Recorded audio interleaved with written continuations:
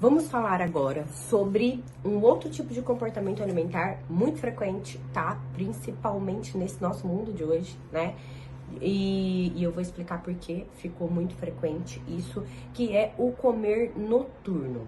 Ele é considerado uma síndrome, tá? Porque ele pode se apresentar com vários sintomas e sinais específicos que eu vou dizer aqui pra vocês. Existem até alguns critérios diagnósticos pra gente conseguir facilitar e você conseguir se enxergar dentro desse comportamento alimentar. Bom, a gente sabe que o comportamento alimentar, os padrões alimentares, eles são complexos, certo? Não é uma coisa muito simples da gente determinar, a gente come porque quer, não é bem assim.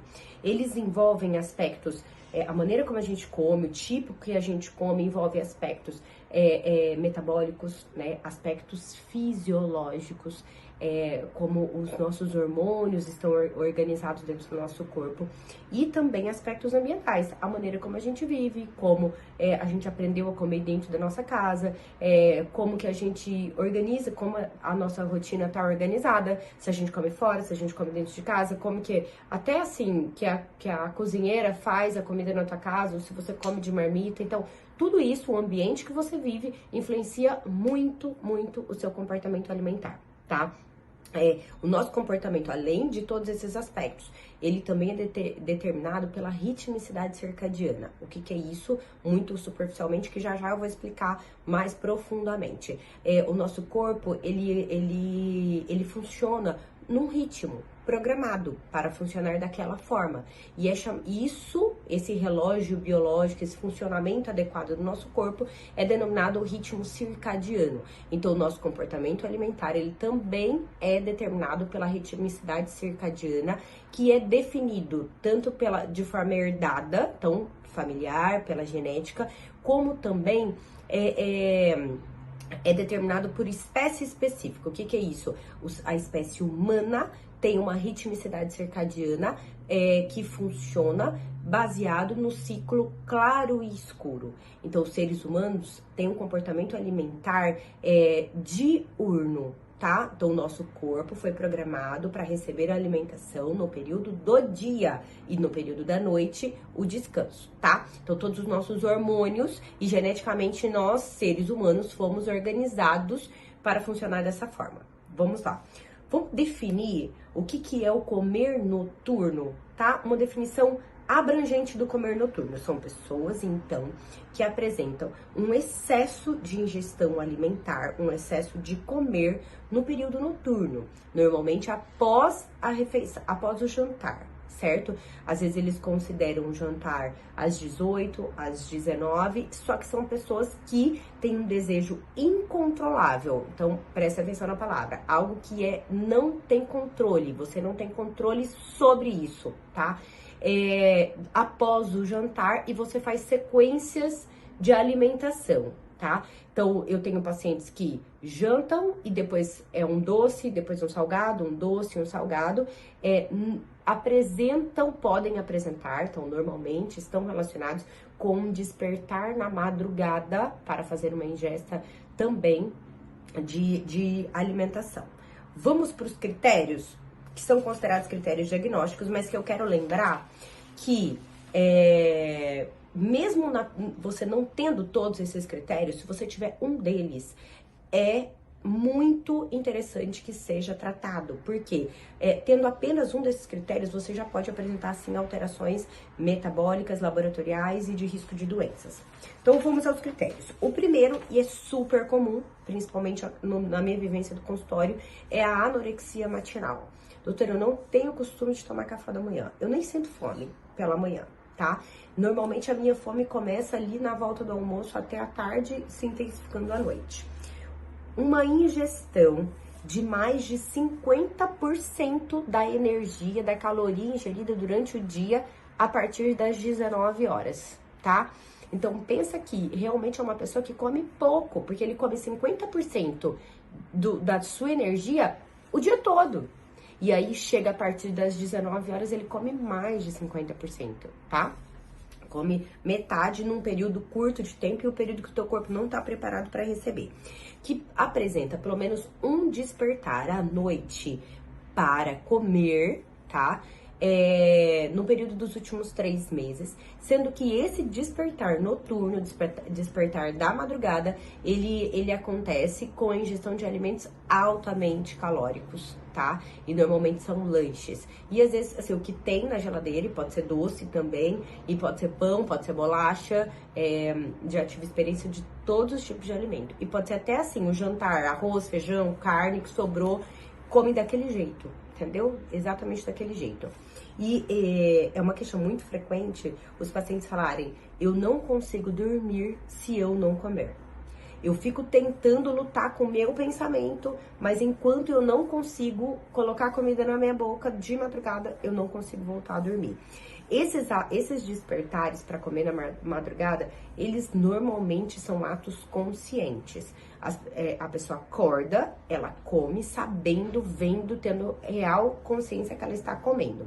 Tem alguns pacientes, eu tenho um, inclusive, que faz sim o comer noturno com um despertar da madrugada, sem uma consciência real, de fato.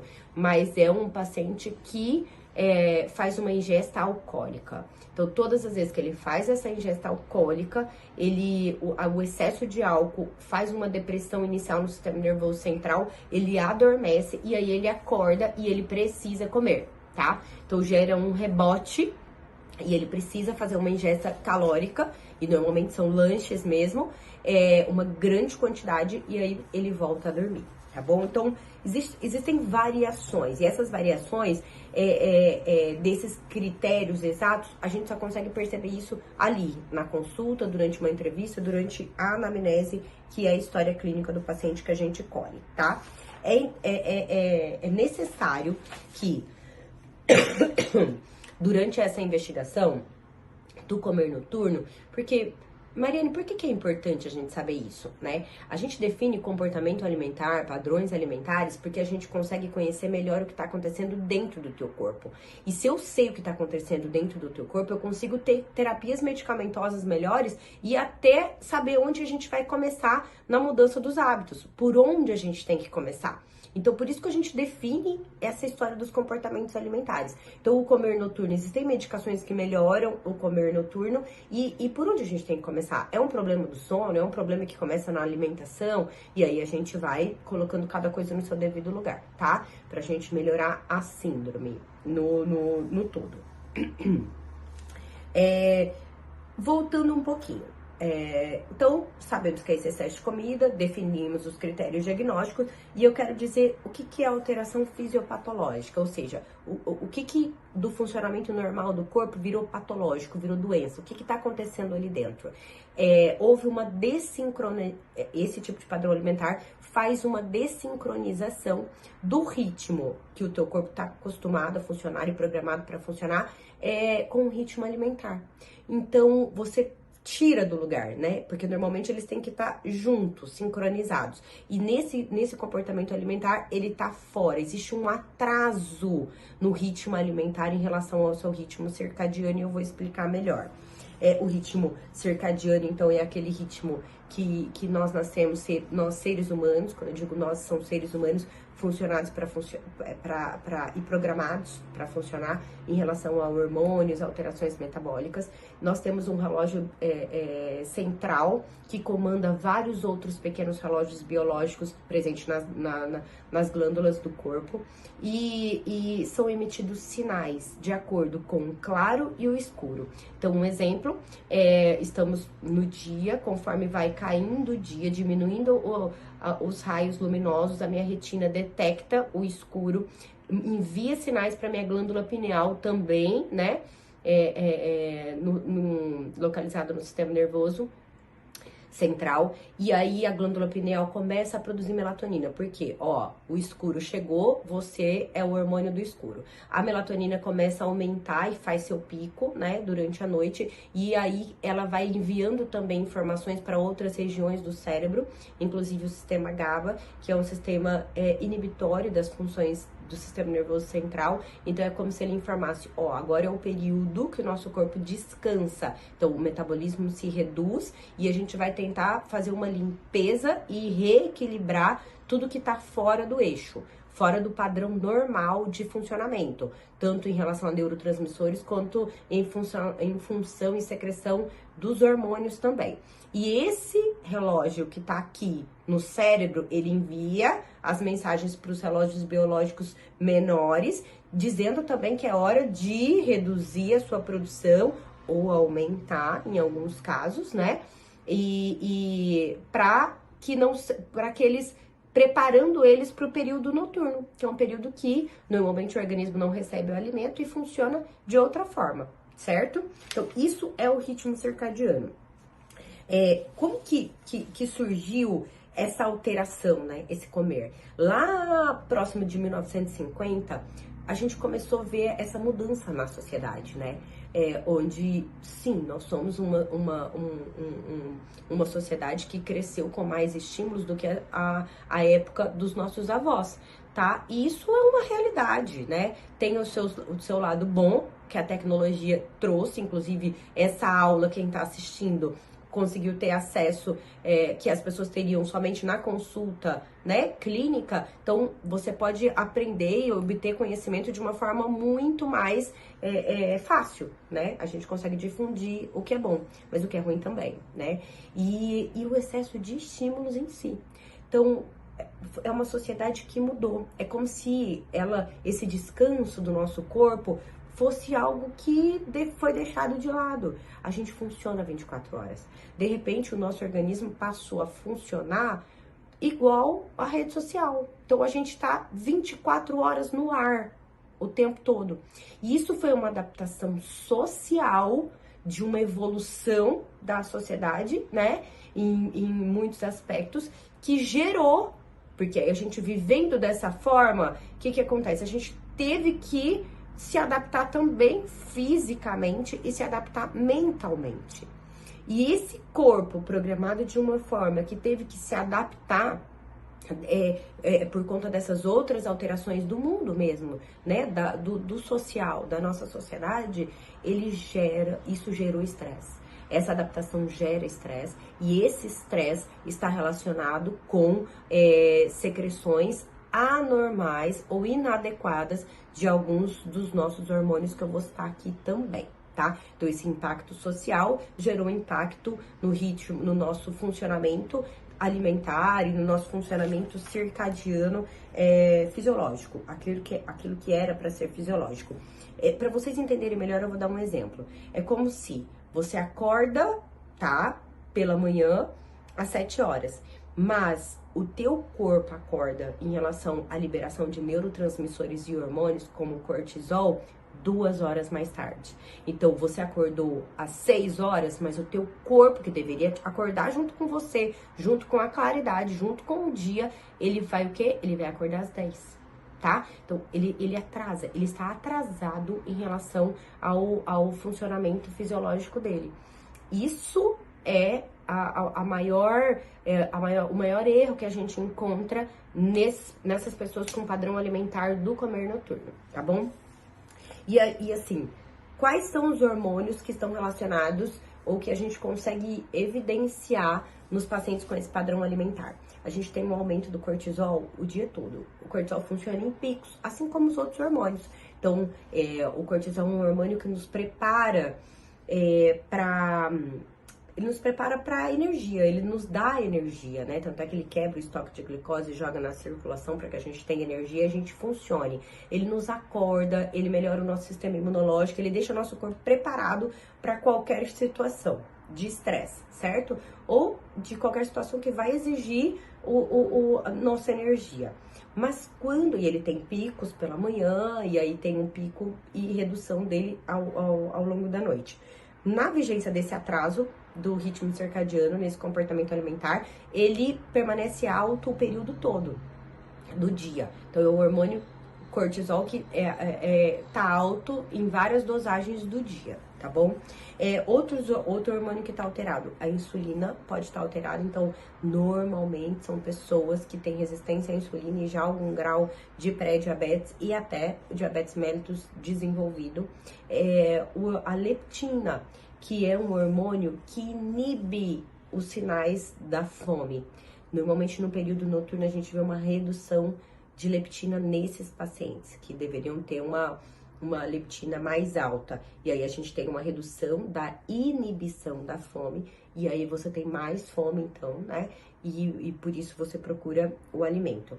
E a melatonina, como eu já disse, também está reduzida a produção dela nesse período. Então, se ela teria que aumentar por volta, já começar a sua liberação por volta das 18, ela vai começar a aumentar por volta das 22, vamos supor assim. E ela está muito relacionada aos hormônios da fome, ela está muito relacionada à regulação de perfil glicêmico, lipídico também.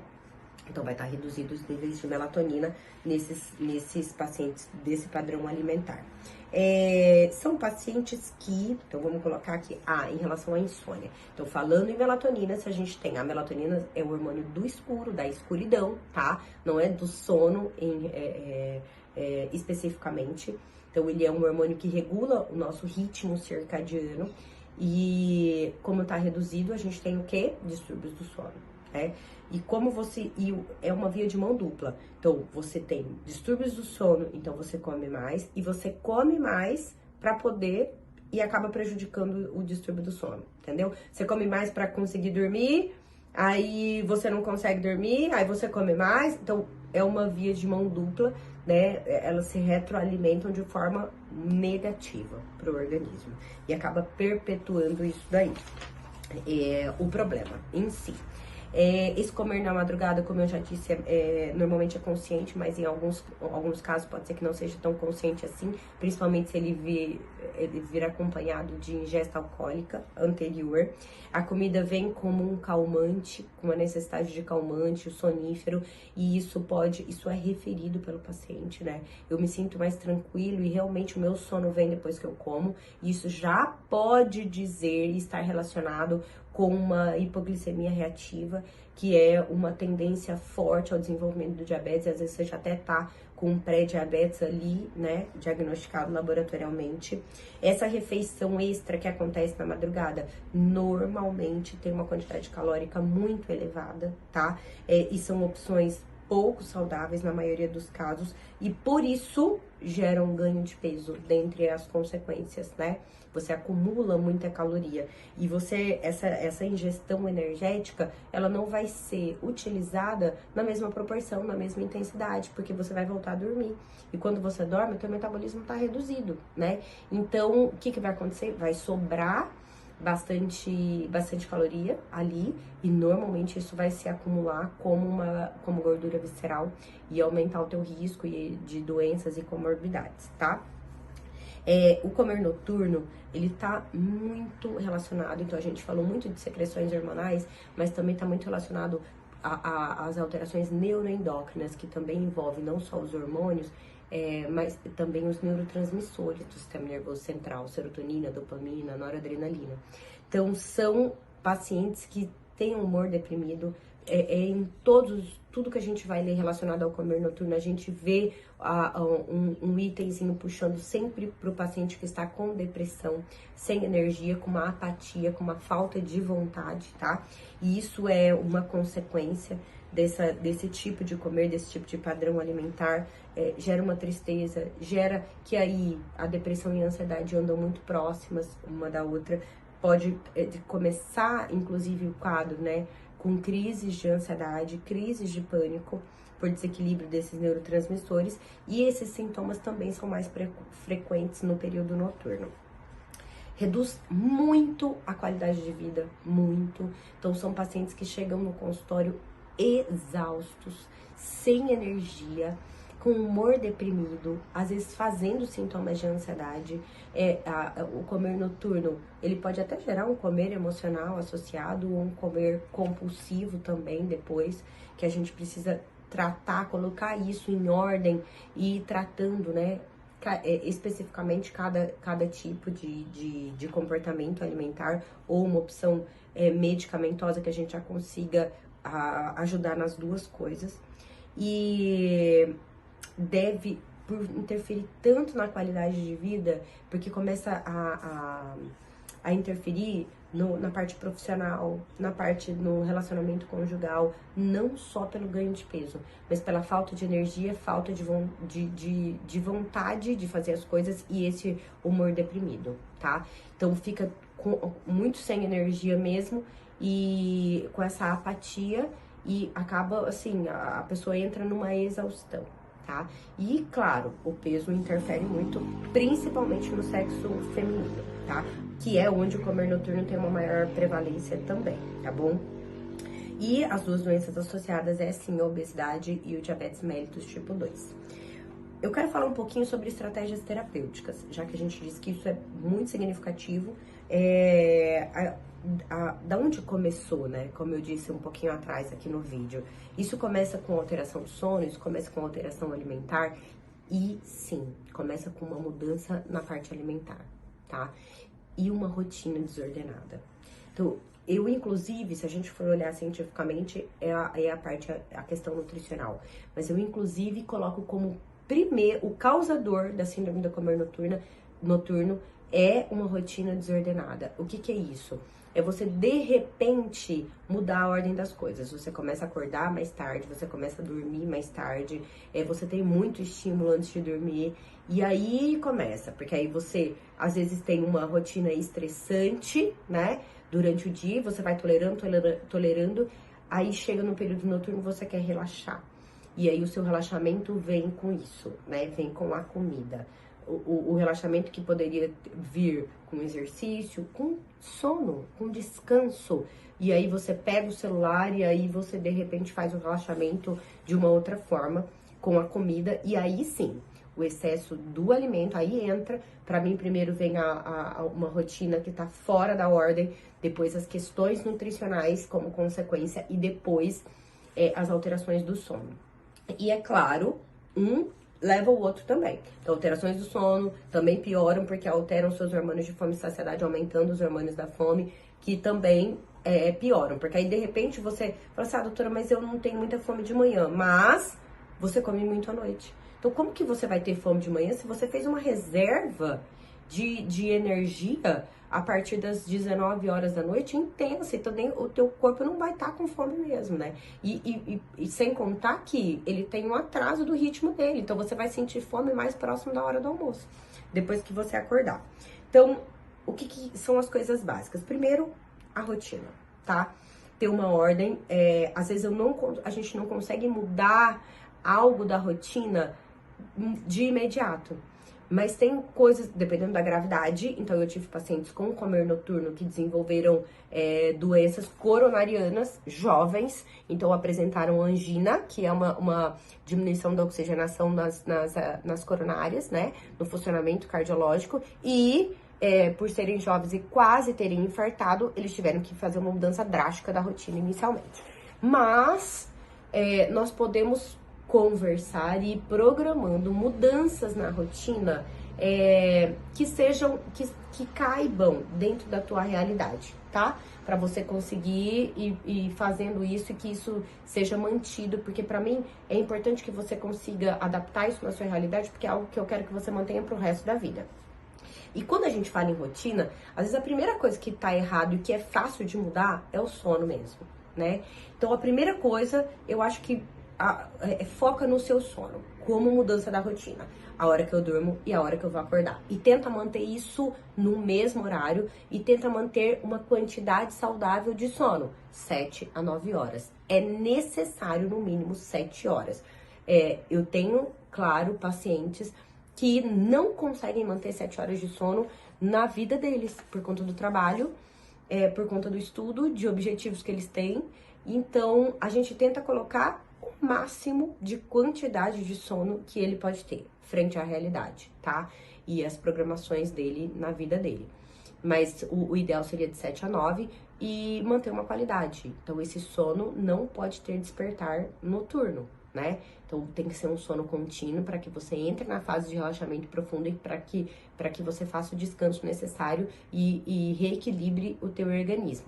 Então, muitos dos pacientes, às vezes, vai necessitar de alguma medicação, terapia medicamentosa para ordenar o sono, às vezes com melatonina, às vezes com outras medicações. Isso a gente só consegue ver durante a consulta. Depois de você conseguir equilibrar o sono, olha para a questão alimentar. E a questão alimentar não é assim, de repente eu vou ter que ir no nutricionista fazer dieta, parar de comer tudo que eu como. Calma, né? Quando a gente pensa em algo pro resto da vida, tem que ser algo que você vai conseguir fazer. Então, tem que ter o teu esforço, como tudo na vida tem que ter o esforço, mas tem que estar dentro de uma rotina cabível, né? Então, às vezes você vai fazer uma mudança simples, dita simples, ao invés de comer coisas, alimentos ultraprocessados, você tirar isso da sua vida. Comer somente alimentos, comida de verdade, alimentos o mais próximo do que você encontra na natureza. Pronto. Aí eu posso jantar? Pode. Você vai comer comida de verdade no jantar, tá? Você vai comer comida de verdade no café da manhã. Isso é importantíssimo, né? Então, hora para dormir, hora para acordar, café da manhã, almoço e jantar. Então, essa rotina de início é fundamental nesse tipo de comportamento alimentar. Nos outros também, né? Em qualquer pessoa, mas nesse principalmente.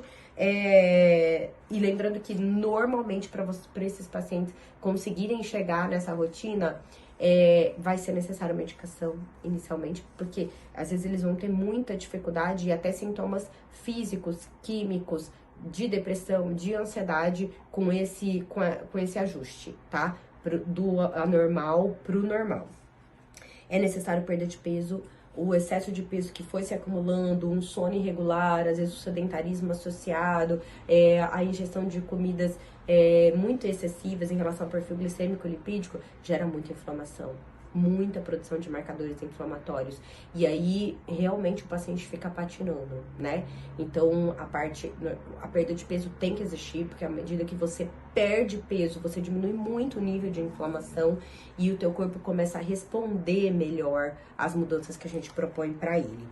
E diminuir os fatores estressantes. Isso é algo que a gente olha, a gente conversa desde a primeira consulta, de modo que você mesmo vai identificando aonde estão os seus fatores de estresse, né? Quais são as suas prioridades, você tá dando os horários que você pode, ou a maior quantidade de atenção do seu tempo para essas prioridades ou não. Se você não pode, o porquê você não tá fazendo isso. Eu sempre digo que o meu paciente, o que eu quero passar aqui pra vocês, pra cada um de vocês, é que vocês se insiram na realidade de cada um de vocês, né? Então, não tem assim, mas fulano consegue fazer mais exercício, fulano consegue dormir porque ele tem mais dinheiro. Isso, a gente não olha pro outro quando a gente quer o melhor pra gente. A gente só olha assim, pra quem tá melhor, que a gente fala assim, poxa, ele faz esse exercício, eu também quero fazer. Então, você pode fazer, assim, imitar no sentido benéfico, desejando coisas boas e melhores para si, mas não se comparar como ser humano, né? Porque a tua vida, a tua rotina, a tua genética, aquilo que você veio fazer nesse mundo é só seu, né? Não é de outra pessoa. Então, eu falo que sempre o meu paciente, ele é orientado a se inserir dentro da tua vida, dentro da tua realidade, do teu casamento, do teu namoro, na tua família, com teu pai, com a tua mãe, na tua condição financeira para aquilo, no tempo que você precisa para aquilo, né? E aceitar o que é o melhor para você, né? Só você identificar isso daí. E além da perda de peso, o próprio exercício físico, e às vezes num paciente que é totalmente sedentário e inativo, às vezes ele não vai iniciar de cara, né, com todas essas alterações, em algum exercício de grande intensidade.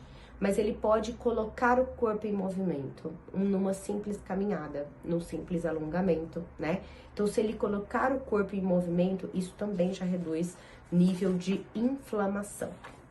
Uma outra estratégia é a gente fazer redução dos níveis de ingestão de cafeína e de bebida alcoólica, e a terapia medicamentosa, que eu já citei aqui, e que em muitos casos ela é necessária no início do tratamento, até que a gente encontre um equilíbrio novamente desses hormônios, desses neurotransmissores, da sincronização do ritmo. E, Mariana, isso é possível? É possível. Eu já vi muita gente mudar exatamente num processo de tratamento e viver muito melhor hoje em dia com essa mudança. Então, é muito possível, tá? Espero que vocês tenham gostado da aula.